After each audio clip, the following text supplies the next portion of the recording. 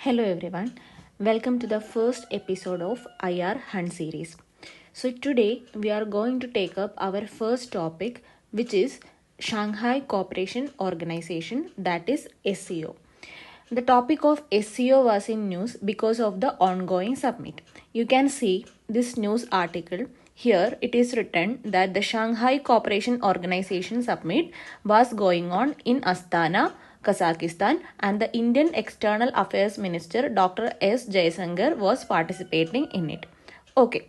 So in this article, you can briefly go through this article, and in which they have mentioned what do you mean by SCO and who all are the members of it. It is very important in the perspective of prelims that you must be knowing about the members of SCO. For example, Belarus was recently added to the SCO. So the organization's membership, number of members of this organization becomes 9 members. And who all are the members? India, Iran, Kazakhstan, China, Kyrgyzstan, Pakistan, Russia, Tajikistan, and Uzbekistan. Okay, remember Turkmenistan is not a member of SCO. Turkmenistan is not a member of SCO. Okay. And here they have mentioned why the SCO is significant and what is the relevance for India, etc. And you can go through this. Okay. So when you get a question on SEO in the UPSC mains examination, that is in GS2, how we are going to approach that, we are going to discuss in this episode. Okay. So first you need to understand the context, because why this topic was in news, you need to understand that why it is important, because you can write your introduction or you can form your introduction by using the very context or by using the very cause because of which the particular topic was in news. Okay, so the context here is the SEO meeting held at Astana that we have already seen. Okay, so how you can write the introduction? Okay, here see, SCO is a Eurasian political, economic and security grouping founded in 2001. Okay, so the introduction you have clearly mentioned what is SCO. It is a Eurasian political, economic and security grouping. So its objective spans across 3 domains, that is political, economic and security. So it is this grouping which is founded in 2001. And what are the objectives of this organization? To fight against the 3 evils. To fight against the 3 evils. Which are the 3 evils? Terrorism, separatism and extremism. So the goal, the objective of this organization is to fight against the 3 evils, namely terrorism, separatism and extremism. Okay. Now, what is important for us is to know about the significance of SCO for India. We need to understand what is the significance of this particular organization for India. Okay, so now we are going to study that. First, we are going to look out the strategic significance of SCO. What is the strategic significance of SCO for India? Okay. The first point is to strengthen the cooperation with the Central Asian countries. You know which all countries come under the Central Asian countries, like Kazakhstan, Turkmenistan, Tajikistan. All these countries, there are 5 countries which comes under the Central Asian countries. So this organization will be very helpful for India to strengthen its cooperation with these Central Asian countries. That can be the first point. And what's the second point? Act as an arm of neighborhood first policy and extended neighborhood policy. So you all know that India has a policy called the neighborhood first policy, and some countries of India's neighborhood such as China and Pakistan are members of SCO. So India can use this platform as a tool to extend its neighborhood first policy or to strengthen its neighborhood first policy. As well as it can also use this platform to strengthen its extended neighborhood policy. Extended neighborhood policy we will discuss in next chapter. Okay. And what's the third point? Counter to the West. You know, no Western countries are part of Shanghai Cooperation Organization, right? No Western countries are part of it. So it can act as a tool to counter the propaganda or to counter the narrative of the Western countries. So these three points come under the strategic significance. Okay. Now, what is the economic significance? The first point is rich resources in the CAR. CAR means Central Asian Republics or the Central Asian countries. Okay. In the Central Asian countries, it is very rich in certain resources, such as Kazakhstan is very famous for uranium, or all these countries are famous for gas deposits. We all know that. Okay. So, rich resources in the Central Asian region can be used by India as a tool to leverage its economic potential. That can be the first point. And what's the second point? It is related to the connectivity projects. We all know there is a connectivity project called INST.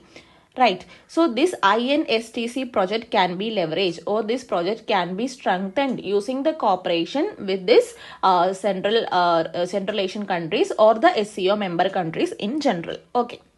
Now, what is the third significance? That is related with security. Security significance. Okay. So, the SCO has a structure or a mechanism called Regional Anti-Terrorist Structure, or we call it as RATS. Okay.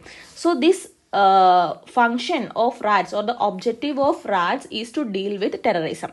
So this is one of the important aspect come under the security significance, in which India will be able to deal with terrorism with the help of SCO countries under the RATS mechanism. Okay, that is the first security significance. And what is the second significance? Prevent drug trafficking from the Golden Crescent. So you all know there is two drug trafficking region. One here, it is Golden Triangle, and here what? Golden Crescent. Golden Crescent comprises of Iran, Afghanistan and Pakistan. So Golden Crescent. Both these regions, Golden Crescent and Golden Triangle, are famous for drug trafficking. So if India is a member of SCO, India can certainly use this platform to prevent drug trafficking from the Golden Crescent region. And of course, it can reduce terrorism from Pakistan, because Pakistan is also a member of SCO, and with the cooperation with the Pakistan will help in reducing terrorism in this region. And it will also help in resolving border disputes with China. In almost every year, Indian minister and the Chinese counterpart come and sit and talk about the terrorism, or talk about the border conflicts in this region. Okay, so this will act as a platform to reduce the border conflicts or the border disputes between India and China. Okay.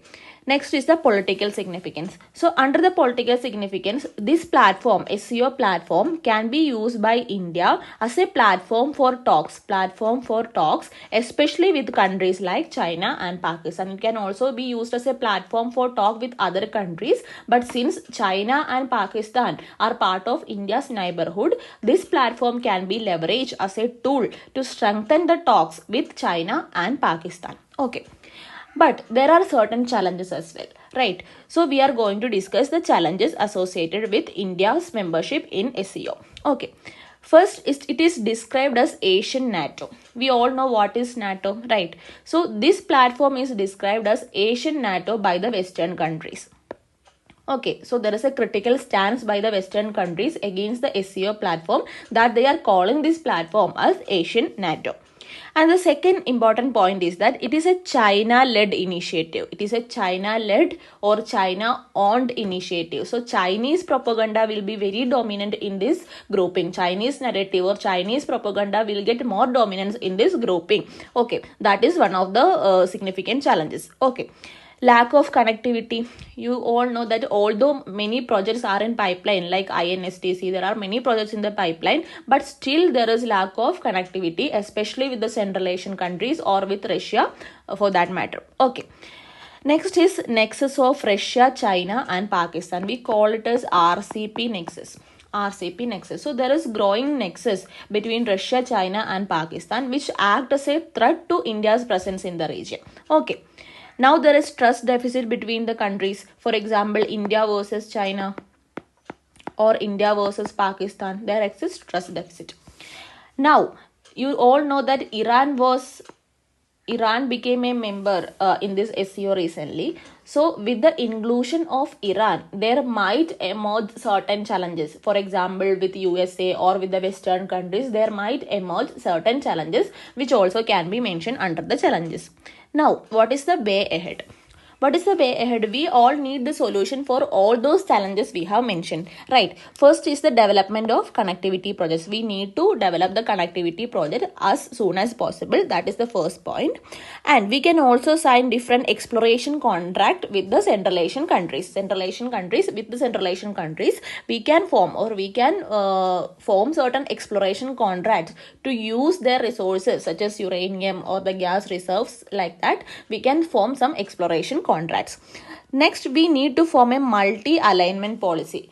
We need not form an alliance with just one nation or two nations like that, but we need to form a multi-alignment policy. We need to be a part of a multi-alignment policy. It will strengthen India's position in this region. Okay.